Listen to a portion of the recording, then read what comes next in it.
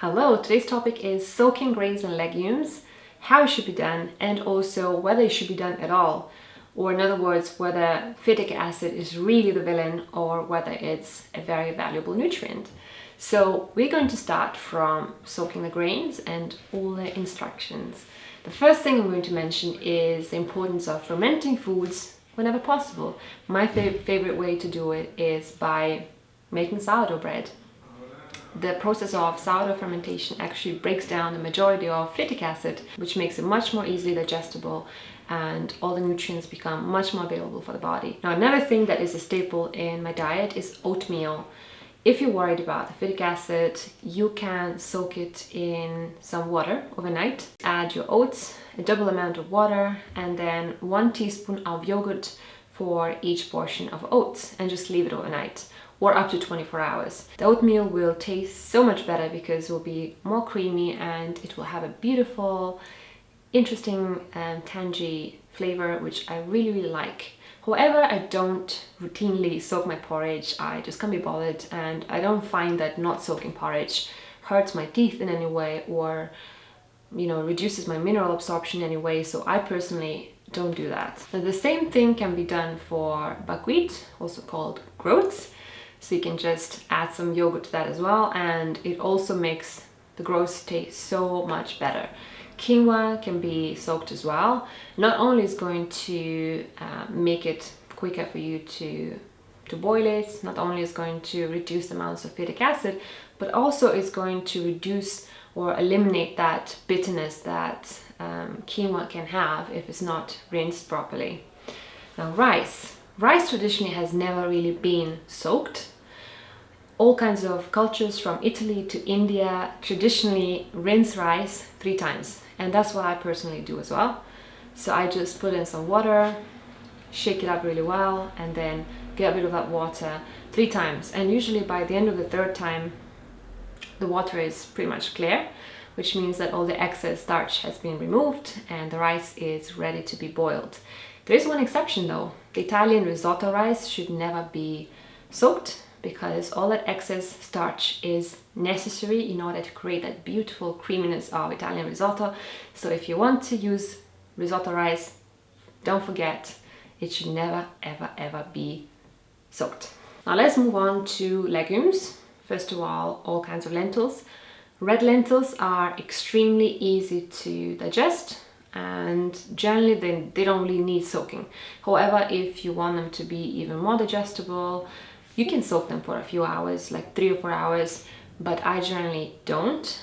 Also, mung beans are the only kind of beans that don't need soaking either, and they don't take a long time to cook. But if you have any kind of digestive issues, you might want to soak them for around 4 hours as well to make them even easier on your tummy. According to Ayurveda, mung beans are good for even Vata people who are notoriously famous for weak digestion. So in general, mung beans should not cause any kind of digestive issues, but if they do, you always have the option to soak. Now, green or brown lentils are a little bit more difficult to digest. However, generally they don't need soaking either, but again, if you want them to cook quicker and to digest better, you can also soak them for around 4 hours. When it comes to lentils, you can also sprout them, which again reduces phytic acid a lot. And when it comes to beans, chickpeas and whole peas, all of these need to be soaked, because if you didn't soak them, they would create a lot of gas, and they would also have to be cooked for hours and hours, so it's just not practical, not something that I would suggest doing. So for all of these, the standard is to soak them for the whole night, 8 to 12 hours. If you want to reduce the phytic acid even more, you can also soak them in warm water, and you can also add some kind of an acidic medium like lemon juice or apple cider vinegar. Another tip for cooking beans is adding some KOMBU seaweed. It's known to reduce the gas creating properties in your tummy, so you won't have as much bloating and as much gas while eating it. Just take a strip of kombu of somewhere between 8 and 10 centimeters and add it to the boiling water together with the beans, and that's going to make a really big difference. When cooking beans or lentils or chickpeas, you need to add them to cold water. Once it starts boiling, you will have this foam at the top of the water. That foam needs to be removed because it's also full of all kinds of compounds that can cause digestive issues and gas. Another important tip when it comes to cooking legumes is to never add salt before boiling.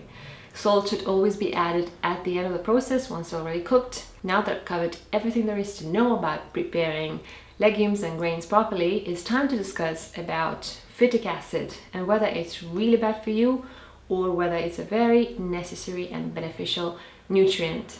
Unfortunately, the paleo crowd and the Western Price Foundation crowd have really over-exaggerated the dangers of phytic acid, and when I was on the paleo diet, I was myself so incredibly scared of phytic acid and anything that contained it. I was soaking and fermenting everything addictively, and honestly, the more I did it, the worse I felt and the worse my teeth felt. It took me a long time to liberate myself from all these ideas, so that's why I really want to give you a different side of the story today and show you that phytic acid is not only necessary, but it's actually very, very beneficial for our health. So phytic acid is something that is in whole grains, legumes, nuts and seeds, and even in some tubers. And people who eat a vegetarian or vegan diet actually get huge amounts of phytic acid. It's true that it binds to minerals in our gut and makes them less available to the body. So minerals like zinc, iron, calcium, manganese. At the same time, it has a lot of health benefits too. And according to Dr. Fuhrman, it actually reduces the absorption of iron and zinc by only 20%. So it's not even a major loss of minerals. And if you eat a varied and balanced diet, you should be getting enough nutrients anyway, that those 20% shouldn't really make a difference. Now, talking about the health benefits of phytic acid, there are loads of them. The most important thing is probably that it's actually anti-cancerogenic.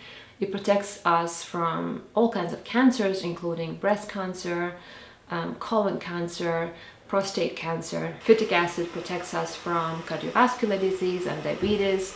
It increases the bone mineral density. In the same way as binding minerals in the gut, phytic acid also binds to heavy metals like cadmium and gets them out of the body safely. Phytic acid also protects our skin from UVB exposure.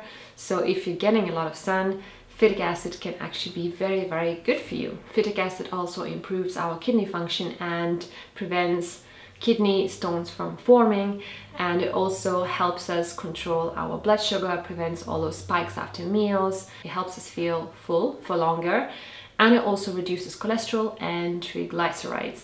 So as you can see, it has a lot of benefits for our health, and I even read in some places that it's so beneficial to our body that it should even be considered almost like a vitamin, because it's seriously vital.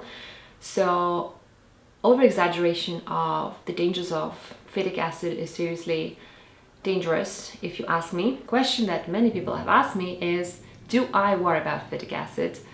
And the answer is no, I don't. I practice balance in my life, in my diet, in my mind, everywhere, and I practice the same balance when it comes to dealing with phytic acid. So I do ferment and soak some of my foods, like I soak all of my legumes, I ferment my flour when I make sourdough bread, and that's good enough for me. Eating like this didn't prevent me from healing my teeth at all. For some people, like for example, those with iron deficiency or infants who are just starting to eat solid foods and who are not really ready to properly break down phytic acid yet, it might be important to be more mindful about phytic acid and reduce it by soaking or sprouting or fermenting.